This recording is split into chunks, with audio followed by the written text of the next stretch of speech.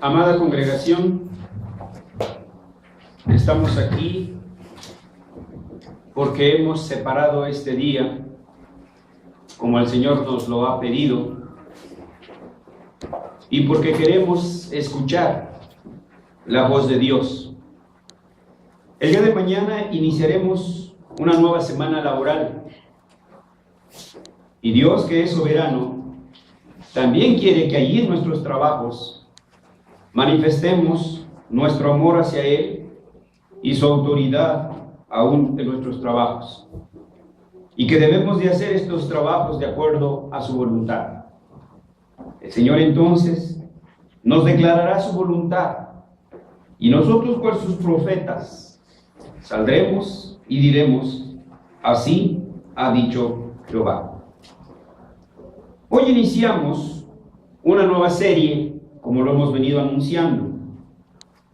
Y esta nueva serie de exposiciones está basada en una explicación de los 10 mandamientos o de la llamada también ley de Dios. Y aunque iniciamos una nueva serie, al parecer, por el título, parece que continuáramos con el mismo tema. Ustedes lo vieron, dice ahí, la iglesia, el pueblo del pacto. Podríamos haber comenzado de una vez explicando el mandamiento número 1, mandamiento número 2, número 3 y seguirnos. Pero este ha sido el gran problema en muchas de nuestras iglesias: sacar las declaraciones divinas de su contexto y las implicaciones que esto tiene. Nosotros hemos entonces iniciado a partir del capítulo 19. Que es el momento cuando el Señor prepara a su pueblo, que es la iglesia, el cajal del Antiguo Testamento. Nosotros somos la iglesia en el Nuevo Testamento, pero seguimos siendo la iglesia. Israel era su pueblo del pacto, la iglesia es el pueblo del pacto. Hay continuidad, no hay ruptura. Esto es lo que tenemos que ver.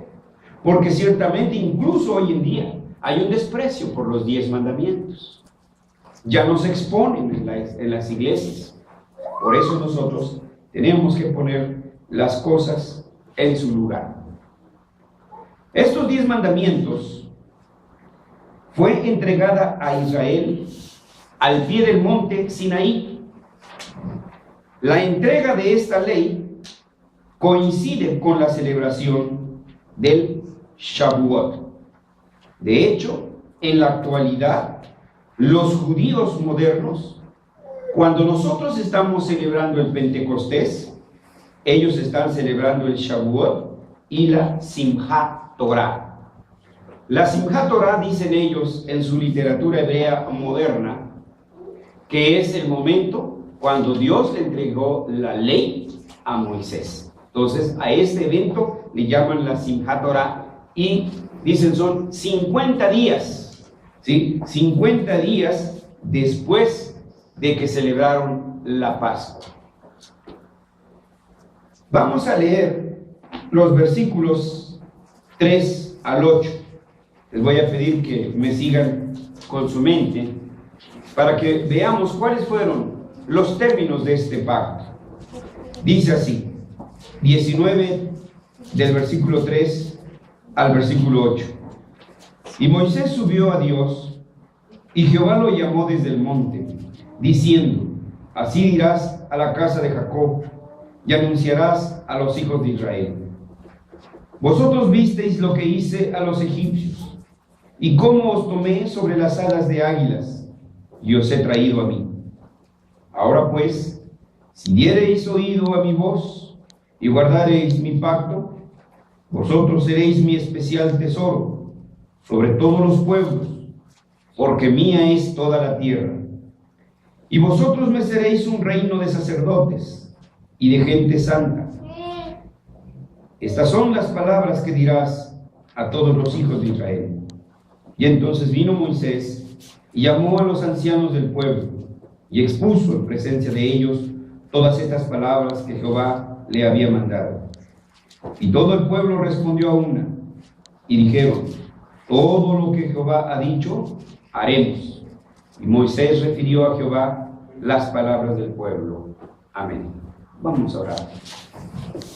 Nuestro Dios y nuestro Señor, gracias te damos como siempre, Señor, porque tú revitalizas nuestra fe a través de la exposición de tu palabra y por la confirmación que de ella hace tu Espíritu Santo en nuestros corazones.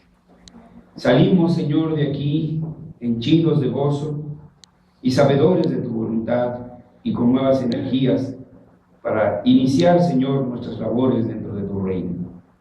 Te rogamos, pues, que tu Espíritu Santo nos conduzca para que seamos edificados, exhortados y consolados con tus promesas. Lamentamos las ausencias de nuestros hermanos. Tú sabes quiénes, Padre, realmente queriendo estar con nosotros no pudieron hacerlo. Pero tú sabes quiénes prefirieron escuchar voz de hombres antes que escuchar tu palabra viva. Señor, te rogamos que tú sigas redarguyendo en cada corazón, Padre Santo, que sabe que en esta hora tu pueblo se reúne y que, Padre Santo, no será alimentado con el pan que tú nos das a través de tu palabra. Te pedimos, pues, tu bendición en el nombre de Cristo Jesús. Amén. Si ustedes notan, miren, el capítulo 19 es una unidad con el 20, donde están los 10 mandamientos. Y luego vienen otras leyes, 21, 22, 23 y hasta el 24. Abarca toda esa unidad donde Israel es establecida como nación y como nación del pacto de Dios. Entonces tendríamos que tomar todo esto para poder tener en un contexto real los llamados 10 mandamientos. Para tratar de comprender este evento de la entrega de la Torá o la ley, traigamos a nuestra memoria el momento en que salió Israel de la nación egipcia. Ahí, antes de salir, Dios instituyó la Pascua, a fin de mantener viva la memoria en el pueblo la gran liberación que Dios les hizo de casa de servidumbre. Dios los condujo, los guió hasta el monte Sinaí, en donde les declaró que sería su Dios y ellos serían el pueblo de su pacto. Tómese nota, era una nueva generación. Los patriarcas habían muerto, había niños, había jóvenes, y ellos tenían que entender, Dios ya había hecho su pacto, Dios ya se lo había anunciado a Abraham, a Isaac, a Jacob, a cada uno de ellos, pero había nuevas generaciones, y ellos deberían de entender que Dios también estaba haciendo este pacto con ellos como descendientes de los patriarcas. Porque para vosotros, como dijo el apóstol Pedro también, y para vuestros hijos, y para cuantos están lejos. Entonces, era necesario que este nuevo pueblo, que no escuchó de viva voz como Abraham, el amigo de Dios, que lo sacó afuera, y le dijo que viera el cielo y que contara las estrellas, y que si las podía contar, así sería su descendencia. El mismo Dios que puso a Adán en la tierra de Canaán y le dijo, mira, toda esta es la tierra que te daré a ti y a tu descendencia. Pero esta nueva generación no lo sabía, o al menos no lo sabía de viva voz, de directa voz de parte del Padre. Así que entonces ahora Dios venía al encuentro de su pueblo y venía entonces, diríamos, a ratificar ese pacto. Por eso, primero debemos de tomar en cuenta la travesía de Israel hasta el monte Sinaí. El viaje de Israel hacia la tierra prometida a través de la península de Sinaí estuvo divinamente ordenado. Algunos de ustedes recordarán que la travesía desde que salieron hasta que entraron a Canaán, tardó 40 años. Pero había un camino directo, un camino que los podría llevar a la tierra prometida en tan solo 15 días. ¿Por qué los llevó entonces el Señor bordeando la península del Sinaí? Bastaba caminar bordeando las orillas de la península que dan hacia el mar Mediterráneo. Pero el inconveniente era que esta era una ruta comercial y era una ruta militar, y por ende encerraba muchos peligros. Israel era una masa informe, eran familias, nada más, todavía no era una nación. Para una desorganizada multitud de esclavos recién liberados, el desvío de la ruta directa no solo tenía una ventaja militar, sino también proveía de tiempo y oportunidades para su organización. Capítulo 18 nos habla de esa organización. Lo visita Jetro, el suegro de Moisés, le lleva a su esposa y a sus hijos y ve cómo está atendiendo sus asuntos Moisés. Y le dice: no, así nunca lo vas a poder.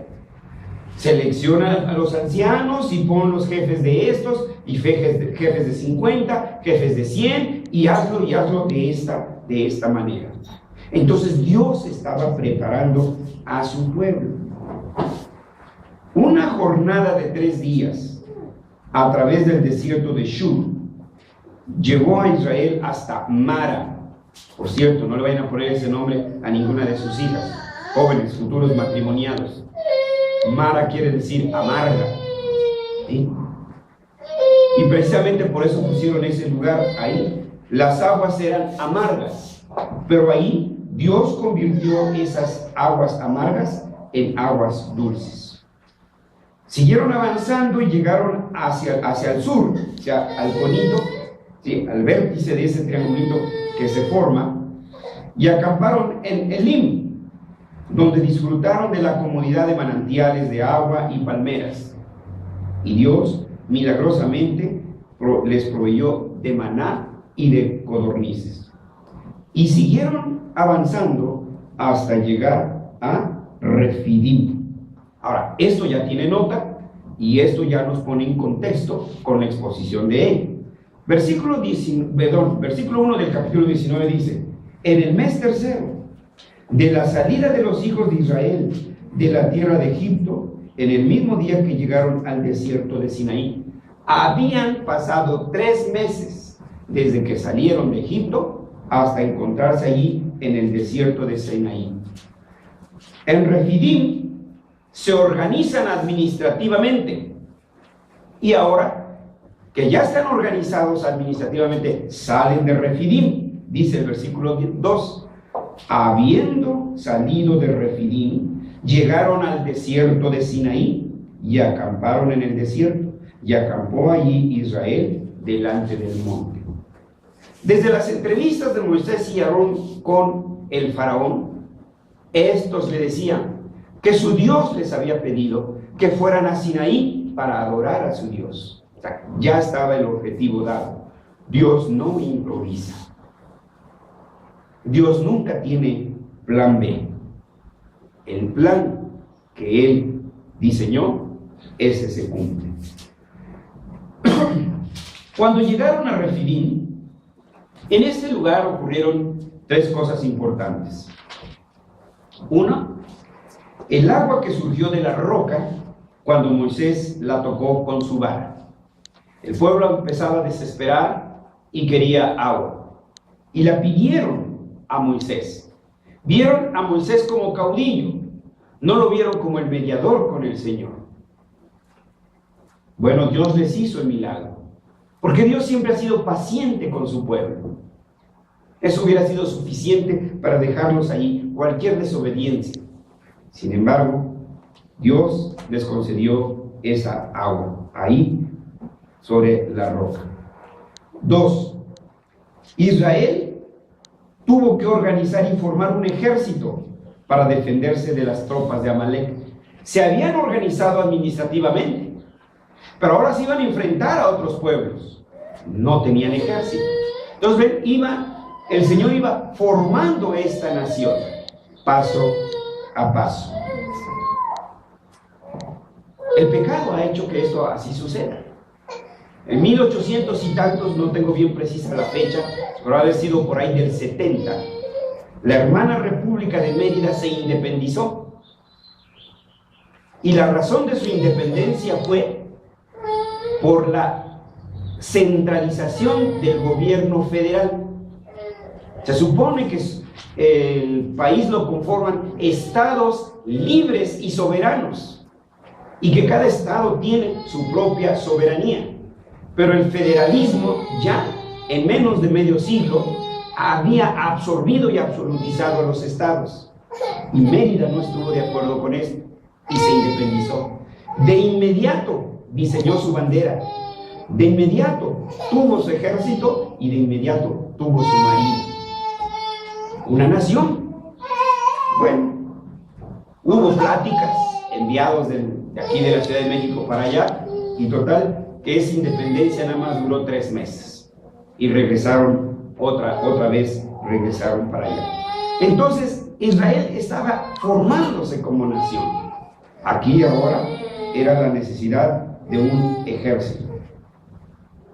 Amalek les hizo la guerra y ellos tuvieron que organizarse para defender a las familias hebreas. Y el tercer evento que sucede aquí en Refidim es la visita de Jetro, suegro de Moisés, dando como resultado la organización administrativa de Israel. Hasta entonces habían transcurrido 3 meses cuando los israelitas llegaron al monte Sinaí, en donde tendrían su encuentro con Dios. Sinaí es el lugar donde Dios descendió para establecer su pacto con su pueblo.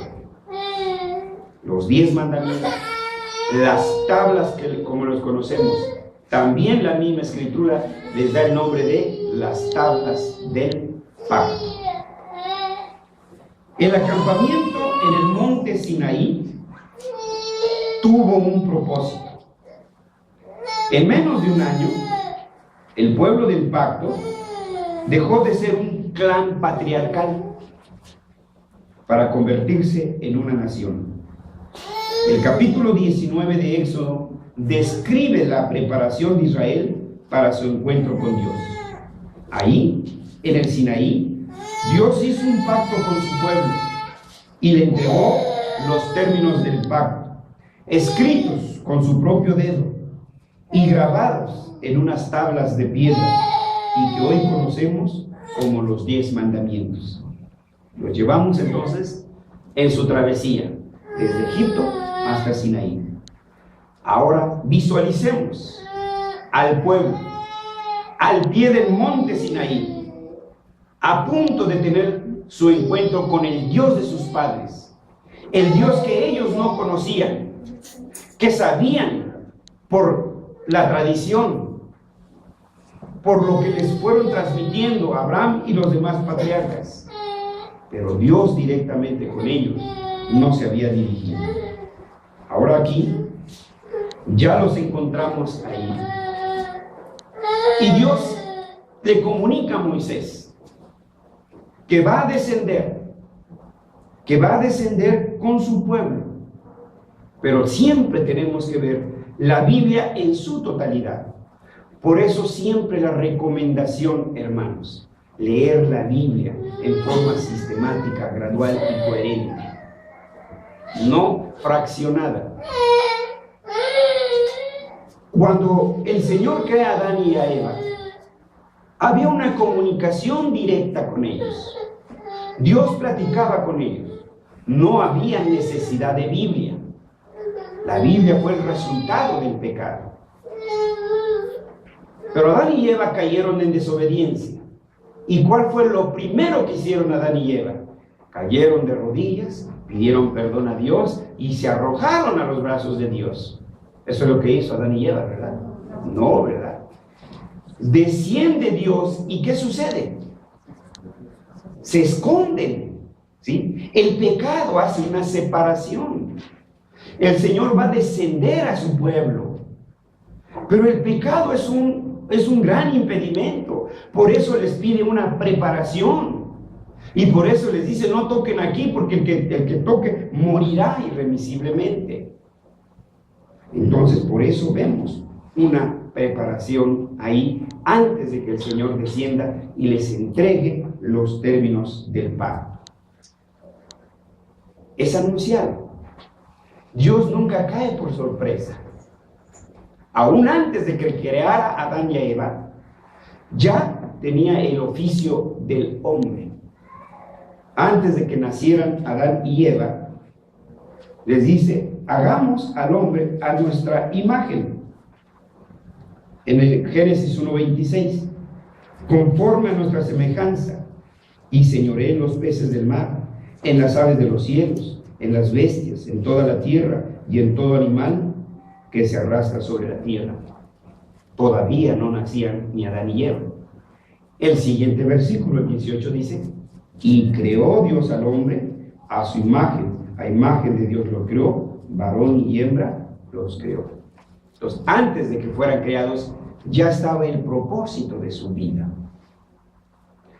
Antes de que el Señor les entregara esos 10 mandamientos, esa serie de leyes que vendrían enseguida, antes de eso, ya les está diciendo el contenido de ese pacto. Versículos 5 y 6 nos lo mencionan. Ahora pues, si diereis oído a mi voz y guardareis mi pacto, vosotros seréis mi especial tesoro sobre todos los pueblos, porque mía es toda la tierra. Y vosotros me seréis un reino de sacerdotes y gente santa. Estas son las palabras que dirás a los hijos de Israel. Israel, entonces, vemos que es un especial tesoro para Dios. Aquí lo está declarando en este pasaje. Israel tiene que tener siempre presente que es un pueblo comprado, por tanto no se pertenece a sí mismo. Israel tiene que entender que es un pueblo separado de todos los demás. Israel fue llamado de entre todos los demás pueblos para que no se contaminara con lo que hacen los demás pueblos. Israel estaba llamado para ser ejemplo a las naciones. Por eso dice Jeremías, conviértanse ellos a ti y no tú a ellos. Son ellos los que nos tienen que imitar a nosotros, no nosotros a ellos. Ellos tienen que hacer las cosas como nosotros las debemos de hacer, y no nosotros hacer las cosas que ellos hacen. Ese era el gran compromiso del pueblo de Israel. Un pueblo comprado, un pueblo separado, pero también un pueblo consagrado. Era algo especial. Ahora pues, si diereis oído a mi voz y guardareis mi pacto, vosotros seréis mi especial tesoro. Dios siempre se dirige a su pueblo en términos de pacto. Y aquí dice, serán mi especial tesoro. Pero aquí mismo le está anunciando por qué lo separa. No es porque sean una élite, no es porque sean mejores que los demás, sino que los ha separado para una misión específica. La declaración enseguida dice, vosotros seréis mi especial tesoro sobre todos los pueblos. Y da la razón. ¿Cuál fue la razón? ¿Ya cerraron sus Biblias? ¿O los ojos? ¿Qué cerraron? ¿Qué dice? Perdón. Porque mía es toda la tierra. Porque mía es toda la tierra. Y parece como que si se saliera de contexto, ¿verdad? Como que no tiene cabida esta frase en lo que acaba de decir. Vosotros me seréis un especial tesoro sobre todos los demás pueblos, porque mía es toda la tierra. Ahora, aquí hay una frase que para nosotros simplemente implica posesión. Pero la frase hebrea que se traduce aquí, porque mía, usa dos vocablos. Kili, son dos palabras. Kili. Esta frase hebrea, kili, que se traduce porque mía, en el hebreo, entre la cultura hebrea, señala una posesión muy valiosa. Usted puede tener muchas cosas en su casa, algunas cosas que aprecia, pero hay algunas cosas que las atesora, ¿o no? Es una posesión, pero es una posesión especial. Todo lo creó Dios, sí, pero aquí cuando usa esta frase, kili, dice, esta es mía, un especial tesoro. Tenemos que ir otra vez al contexto de toda la Escritura. Génesis 1 nos relata cómo Dios fue creando los cielos, los mares, las aves, todo, y el hombre mismo. Y en el último versículo del capítulo 1, en el versículo 31 dice, y vio Dios todo lo que había hecho, y he aquí que era bueno en gran manera. Dios no se había olvidado de su creación, no se ha olvidado de su creación, la sigue amando. Usted ama lo que hace, o no, de repente le ha entrado lo laborioso y usted hace allí una mesa toda chueca o lo que sea, pero usted la hizo y usted la ama y usted la aprecia. O una pintura. Yo tengo 2 que 3 pinturitas ahí que me gustan bastante y que son mi especial tesoro, ¿sí? Entonces, ven, Dios hizo esta creación, la sigue amando. ¿Sí? Por eso dice, ustedes son mi especial tesoro, porque mía es toda la tierra. Pero aún no le vemos relación, ¿verdad? Está difícil. Bueno, avancemos. Juan 3:16, nos damos un salto. Ese se lo sabe, ¿verdad? Porque de tal manera amó Dios a Pepito que... No, así no dice. Así dicen algunas maestras de escuela dominical. Pero el versículo dice, porque de tal manera amó Dios al mundo, que ha dado a su Hijo, al cosmón, al cosmos. Dios sigue amando a Marte, a Júpiter, a Tierra, a todo el universo, porque Él lo hizo. ¿Y por qué hace esto de una manera especial? Porque los otros pueblos, los pueblos paganos, los pueblos incircuncisos, no aman a la creación. Son los grandes depredadores de la naturaleza. Danza con lobos nos deja ver lo que hacían los vendedores de pieles. Desollaban los búfalos y ahí tiraban la carne. Pero los nativos mataban búfalos, sí, pero solo los que necesitaban. Y se abrigaban con la piel.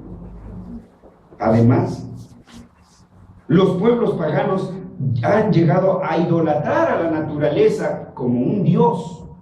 Los griegos, los egipcios, todos ellos. Entonces yo estaba hasta aquí de esos paganos.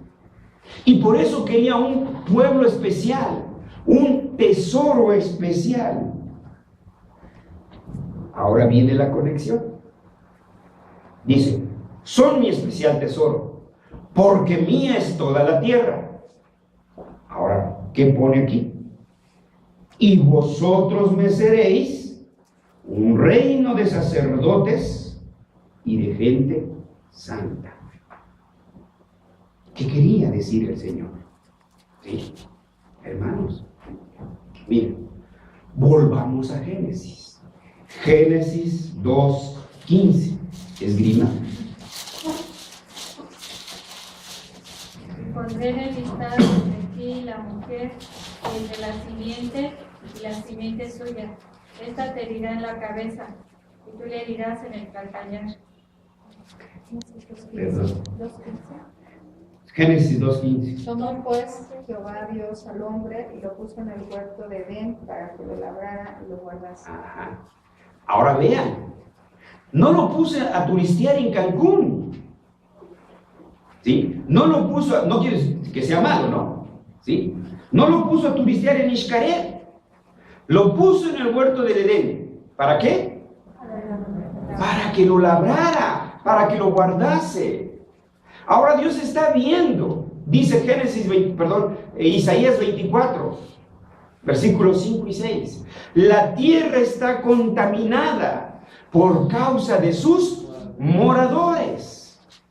Ahora, ¿qué tenía que hacer el pueblo de Israel? Le dice entonces, volviendo al pasaje, le dice: vosotros me seréis un reino de sacerdotes. Israel debería ser una bendición para la creación. Si éste la lapida, tú debes de restaurarla. Si éste la ensucia, tú debes de limpiarla. Esa era la idea, hermanos. Israel debería de ser una bendición para la creación. La frase hebrea que encontramos aquí es Ma Meleje Kohanim. Melech dice reino, Kohanim, sacerdotes. Bueno, nosotros solo tenemos la idea de un sacerdote, un hombre con su sotana y algunos gordos, otros flacos, con un, no sé cómo se llaman aquí, como cuello blanco, etcétera, con una estola y demás. Eso es lo que nosotros entendemos por sacerdote. No, hermanos. Esta palabra, Kohanim, se traduce también como reino de ministros. Kohanim también implica ministro. Un sacerdote es un ministro. Y un ministro es el que sirve, el que dirige. Entonces vosotros me sois un reino de ministros. Ustedes son los ministros de la creación. Son los que deben dirigir la creación. Son los líderes de la creación. Otra vez, volviendo a las escrituras. Te pondré por cabeza. ¿Y no qué? Pues a muchos les gusta la cola, porque de ahí no salen. No les gusta ser cabeza, ¿sí? Porque son flojos, porque exigen disciplina, perseverancia, paciencia. No cualquiera puede ser líder. Y eso es lo que muchos no quieren pagar el costo. No quieren pagar el precio. Pero Dios nos llamó para ser líderes y no cola. Líderes de la creación. Esta palabra Kohanim también tiene el significado de un reino de príncipes. Somos príncipes y princesas. Y andamos como, ¿cómo le dicen? Pero no, ni sé cómo les digan, ¿sí? Lacayos o algo así por el estilo. Pero esto dice: me seréis un pueblo de ministros, un pueblo de príncipes. Y los judíos, la mayoría de los rabíes, cuando uno lee su literatura de los rabíes, este es precisamente lo que yo le animo a los estudiantes de Harvester de hebreo. Ustedes están conociendo este idioma no solo para tener el significado de la palabra bíblica, sino la cultura hebrea. Conocer la cultura hebrea en su integridad. Y cuando uno examina los comentarios de los rabíes, no he encontrado uno que diga, bueno, al menos de los que leí, que diga lo contrario, ¿sí? Ellos traducen como reino de líderes. Un judío se siente un líder. Un judío se sabe un líder. Pero vean el semejante compromiso para nosotros, para usted, para mí. Por eso, porque usted es el líder de la creación, ahora viene lo que sigue. Vosotros me seréis un reino de sacerdotes y ya cerraron otra vez la Biblia. ¿Y qué? Y, exactamente dice, y gente santa. ¿Sí?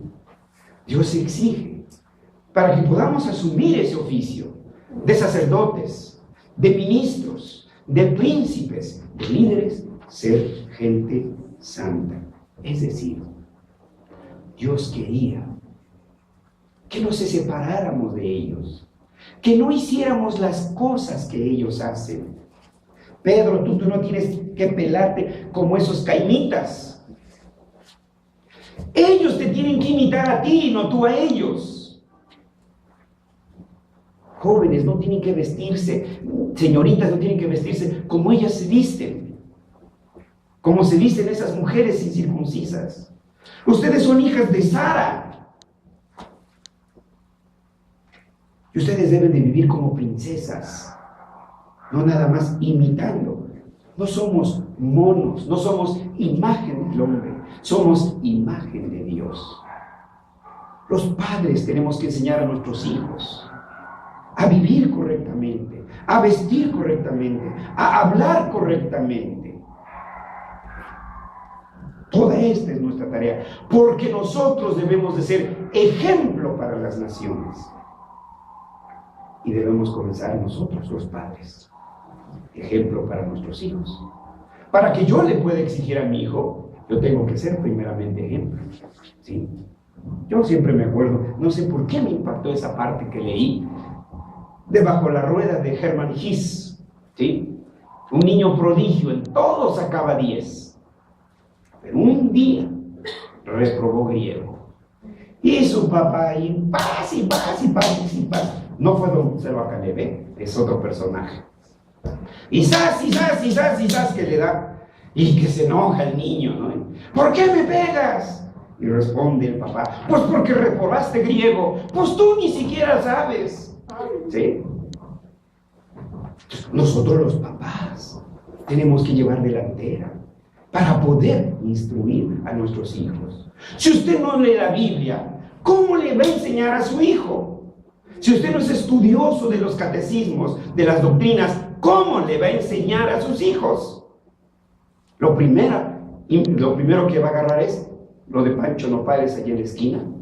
Y eso es lo que va a repetir, hermanos, sí, con el permiso de Sabrina.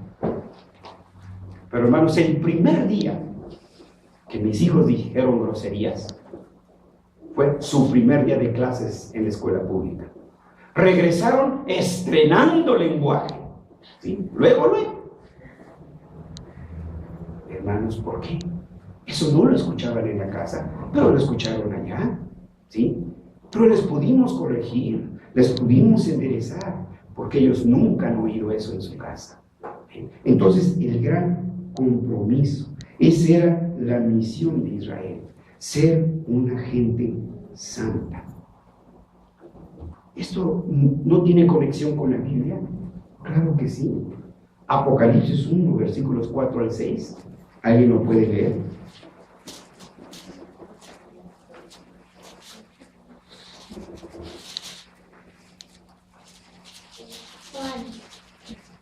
Apocalipsis 1, versículos del 4 al 6. Juan a las 7 iglesias que están en Asia, gracia y paz a vosotros del que es, y que era, y que ha de venir, y de los 7 espíritus que están delante de su trono, y de Jesucristo, el testigo fiel, el primogénito de los muertos, y el soberano de los reyes de la tierra, al que nos amó y nos lavó de nuestros pecados con su sangre. 6. Y nos hizo reyes y sacerdotes para Dios, su Padre. A él sea la gloria e imperio por los siglos de los siglos. Amén. Nos hizo reyes. Y vivimos como, pues yo no sé, no conozco ese lenguaje, hermanos. ¿Sí? Pero no vivimos como reyes. Nos hizo sacerdotes. ¿Sí? Nos hizo reyes y sacerdotes para Dios. Vean, lo está repitiendo lo que dice acá, hermanos. Y ahora lean ustedes Primera de Pedro 2:9.